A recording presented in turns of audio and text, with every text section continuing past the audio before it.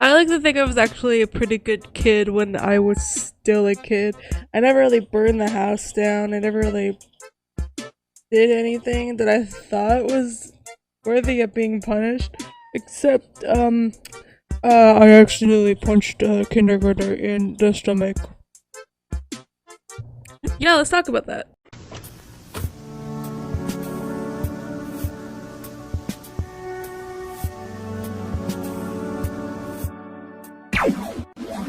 So I was a kindergartner. I was like tiny and little, and I didn't know what I was doing like half the time. I didn't know how anything worked. I didn't know who was who actually.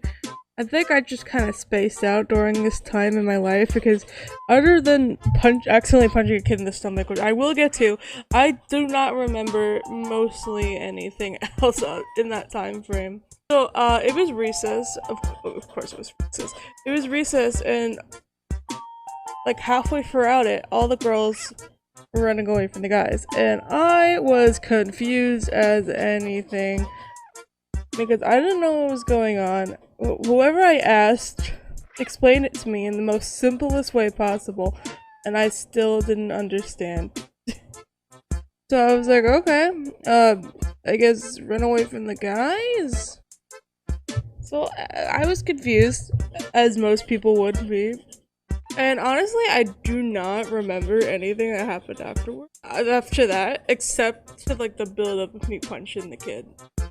It wasn't even, I don't even think it was a hard punch, because I had baby hands. My hands could not do violence very well. And believe me, I did not try it before. So I wouldn't know. I know I wouldn't know if it hurt him or not, but I did have a recoil. It did have a recoil. My arm was like stinging for like the rest of that day. Like forward. I remember that.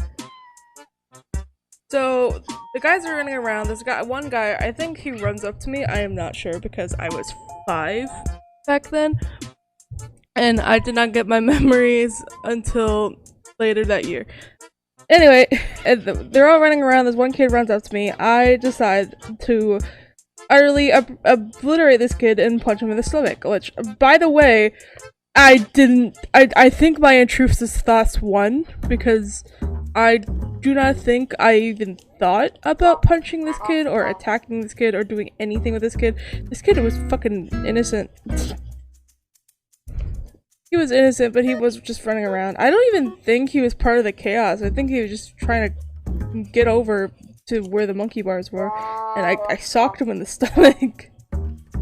And then he was and I don't actually know what happens after. I don't know who told a teacher, but somebody told a teacher. And she was kind of mean, not gonna lie. She was kind of mean. She was like, go shit at defense. And I was like, I was crying. I didn't know what was happening. I was confused as anything. I was so confused, dudes. She told me go sit at the gate. Go sit at the gate, like the fence around the fence around the playground. And I was just so confused. And I didn't know what was going on. So I sat on the steps of the playground. And I guess and no one was at the playground anymore because I was there. And the kindergarten teacher, when we got inside, the kindergarten teacher moved me down to a yellow, like, you know, like those stupid goddamn cards that you fucking you always had in kindergarten and shit. Like, I was a straight green student. I was always green. I always had a good day. And then this is the first and only time I ever got moved to a yellow, and I was fucking upset about it. I was crying. I was sad. Normally we would have like nap time after recess. I wasn't sleeping. I didn't sleep. The teacher was just like talking to me. What happened? I didn't know. I didn't know what happened. So I tried to explain to her the best I could. And I think most of it was just me being overstimulated as a kid and not knowing what to do. So I punched a kid. Yes, I might have been so overstimulated when I was a child. I may have punched a kid right in the stomach. But everything was fine.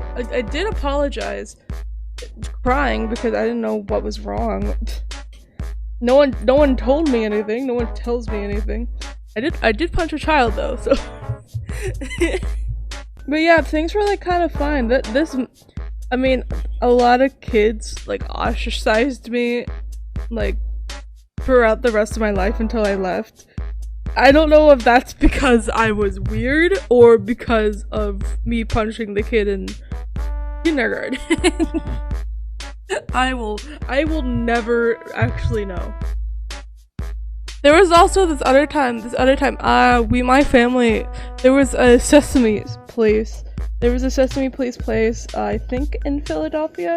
I'm not sure if that's the one we went to or not, but I remember being at Sesame Place. We were by the water section. We were having fun, we were playing, and then I got lost.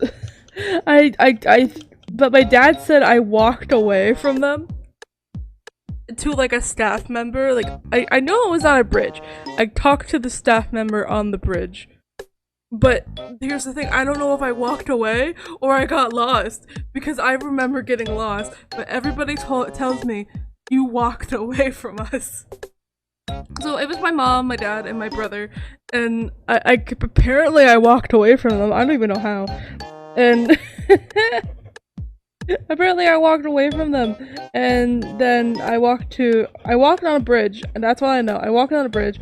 I walked up to a staff member. I was like, I do not know where I am.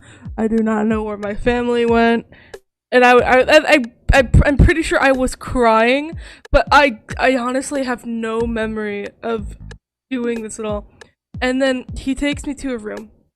There was like one other child there, and me and this child play at this table, and I guess we play trains. That's the only like table I remember as a child, like the train table.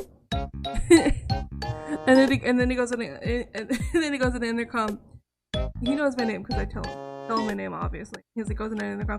When the parents of so and so come pick up their kid, and I was like, oh my god, that's me. So I continued playing trains to this one kid, and my parents like bursted for the door. They were like, where the hell were you? Well, my mom was. My dad was like, holy shit, this child is gonna fucking drive me nuts. But my mom was like, where the hell are you? Where'd you go? Oh my god. She was like so worried about me, and I was like, I don't know, I just walked. I just walked straight.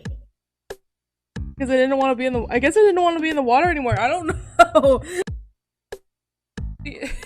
But we did have a good time that day. I did get like a stuffed animal, and it was like my favorite stuffed animal until it wasn't.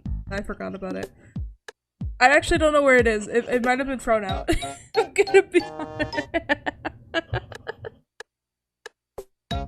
Oh my god, I just really like child me was like on another level of like being weird, like punching kids in the stomach and running away from their parents.